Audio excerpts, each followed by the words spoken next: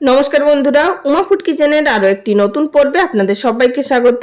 আজ আমি আপনাদের তৈরি করে দেখাবো সজনে ডাঁটা আলু বড়ি দিয়ে একটি দুর্দান্ত স্বাদের নিরামিষ ঝোলের রেসিপি। তবে কিন্তু এই ঝোলটা শুধু যে নিরামিষ তা নয়, এই ঝোলের মধ্যে এমন একটা সিক্রেট মশলা মিশানো হবে যেটা কি এই ঝোলটা নিরামিষ হলেও 10 গুণ টেস্ট কিন্তু ওই মশলার কারণে বেড়ে যাবে। তার জন্য আপনাদেরকে সম্পূর্ণ ভিডিওটি দেখতে হবে। চলুন তাহলে আর বেশি কথা না বলে শুরু করা যাক আজকের এই ভিডিওটি। সবার প্রথমে গ্যাস ওভেনের উপরে একটি কড়াই বসিয়ে দিয়ে দিলাম 1.5 টেবিল চামচ পরিমাণ সর্ষের তেল। তেল ভালোভাবে গরম হয়ে যাওয়ার পর দিয়ে দিলাম এর মধ্যে 1.5 মুঠো পরিমাণ মটর ডালের বড়ি। আপনারা চাইলে এখানে ছোলার ডাল বা বিউলির ডালের বড়িও ব্যবহার করতে পারেন। মিডিয়াম ফ্লেমে বড়িগুলোকে লাল করে ভেজে নিলাম।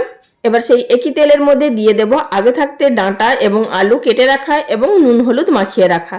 ডাঁটা এবং হলুদের মধ্যে যদি একটু নুন হলুদ মাখিয়ে নেওয়া হয় তাহলে কিন্তু তাড়াতাড়ি ভাজা হয়ে যাবে এবং খুবই সফট হবে। অনেক সময় দেখা যায় যে ডাঁটাগুলো যদি তেলের মধ্যে বেশি ভাজা হয় তাহলে কিন্তু ডাঁটাগুলো কড়কড়ে হয়ে যায়, মানে শক্ত শক্ত মতো হয়ে যায়। মিডিয়াম ফ্লেমে ডাঁটা এবং আলুগুলোকে একটু কালার চেঞ্জ হওয়া অবধি ভেজে নিলাম। খুব বেশি লাল করে ভাজার দরকার নেই, ঠিক এইভাবেই আমাদেরকে ভেজে নিতে হবে। ডাঁটা আলু তুলে নেওয়ার পর সেই একই কড়াইয়ের মধ্যে দিয়ে দিলাম আরও 1 টেবিল চামচ পরিমাণ সর্ষের তেল। তেলটা গরম হয়ে যাওয়ার পর দিয়ে দিলাম হাফ টিস্পুন পরিমাণ কালো জিরে, দিলাম একটি শুকনো লঙ্কা আর একটি তেজপাতা ছিঁড়ে 2 টুকরো করে। এবার এই ফোড়নটাকে কয়েক সেকেন্ডের জন্য ভাজা ভাজা করে নিলাম। তারপর আমি এর মধ্যে দিয়ে দিলাম হাফ টিস্পুন পরিমাণ হলুদের গুঁড়ো। হলুদটা দেওয়ার সময় অবশ্যই একটু বুঝে দেবেন, কারণ ডাঁটাগুলো ভাজার সময়, ডাঁটা এবং আলু ভাজার সময় আমরা কিন্তু নুন হলুদ মাখিয়েই ভেজেছিলাম। হলুদটা যদি আগেই তেলের মধ্যে দিয়ে দেওয়া হয় তাহলে কিন্তু মশলাটা দেওয়ার পর আর তেল ছিটকে আসবে না। এবার এর মধ্যে আমি বাটা মশলা এড করে দিলাম। এর মধ্যে আছে 2টো শুকনো লঙ্কা, হাফ টিস্পুন গোটা জিরে, হাফ টিস্পুন গোটা ধনে আর 1 ইঞ্চি আদা ছিলে বেটে নিয়েছি। আপনারা চাইলে এই সমস্ত উপকরণগুলো গুঁড়োও ব্যবহার করতে পারেন বা মিক্সিতেও পেস্ট করে নিতে পারেন। মশলাটা হালকা একটু ভেজে নেওয়ার পর দিয়ে দিলাম মশলার বাটি ধুয়ে কিছুটা পরিমাণ জল। আবারও নাড়াচাড়া করে মিশিয়ে নেব। মিশিয়ে নেওয়ার পর এবার এর মধ্যে আমি এড করে দিচ্ছি একটি বড় সাইজের টমেটো কুচি। আপনারা চাইলে টমেটোটা গ্রেট করে নিতে পারেন বা পিউরি তৈরি করেও নিতে পারেন। এই রান্নাটার মধ্যে একটু টমেটোর পরিমাণটা বেশিই দিতে হবে, মানে অন্যান্য তরকারির তুলনায়। বন্ধুরা, ভিডিও চলাকালীন ছোট্ট একটি অনুরোধ, যদি আমার চ্যানেলে কেউ নতুন দর্শক বন্ধু হয়ে থাকেন আর ভিডিওটি দেখার পর যদি আপনাদের ভালো লাগে চ্যানেলটি সাবস্ক্রাইব করে নেওয়ার অনুরোধ রইল। দেখতেই পাচ্ছেন এখানে টমেটোটা খুব সুন্দরভাবে গলে গেছে আর তেলও ছেড়ে দিয়েছে। এই পর্যায়ে আমি এর মধ্যে এড করে দিচ্ছি আগে থাকতে ভেজে রাখা ডাঁটা এবং আলু। ডাঁটা আলু দিয়ে দেওয়ার পর আবারও আমি এটিকে 2 থেকে 3 মিনিটের জন্য কষিয়ে নেব। অবশ্যই কিন্তু এই সময় গ্যাসের ফ্লেম লোতে রাখবেন, তা না হলে কিন্তু মশলাটা পুড়ে যাওয়ার সম্ভাবনা থাকবে। 2 থেকে 3 মিনিট কষিয়ে নেওয়ার পর এবার আমি এর মধ্যে এড করে দিচ্ছি জল। তবে আমি যে প্লেটের মধ্যে ডাঁটা আলু ভেজে রেখেছিলাম সেই প্লেটটা ধুয়ে কিছুটা পরিমাণ জল এড করে দিলাম। তারপর আমি এর মধ্যে গরম জল এড করে দিলাম প্রায় 1.5 কাপ পরিমাণ। আপনারা এখানে যতটা পরিমাণ ঝোল রাখবেন সেই অনুযায়ী জলটা এড করবেন। এবার গ্যাসের ফ্লেমটা লো টু মিডিয়ামে রেখে এটিকে ঢাকা দিয়ে রান্না করে নেব যতক্ষণ না আলু এবং ডাঁটা সেদ্ধ হয়ে যাচ্ছে। তারই মাঝখানে আমরা সেই সিক্রেট মশলাটি তৈরি করে নেব। তার জন্য গ্যাস ওভেনের উপরে একটি কড়াই বসিয়ে দিয়ে দিলাম 2টো শুকনো লঙ্কা, 1 টুকরো দালচিনি, 1 টুকরো এলাচ, দিয়ে দিলাম এর মধ্যে হাফ টিস্পুন পরিমাণ মৌরি, দিয়ে দিচ্ছি এর মধ্যে হাফ টিস্পুন পরিমাণ গোটা জিরে। এবার এগুলোকে শুকনো খোলায় ড্রাই রোস্ট করে নেব, তবে কিন্তু গ্যাসের ফ্লেম লো টু মিডিয়ামে থাকবে, তা না হলে কিন্তু মশলাগুলো পুড়ে যাবে।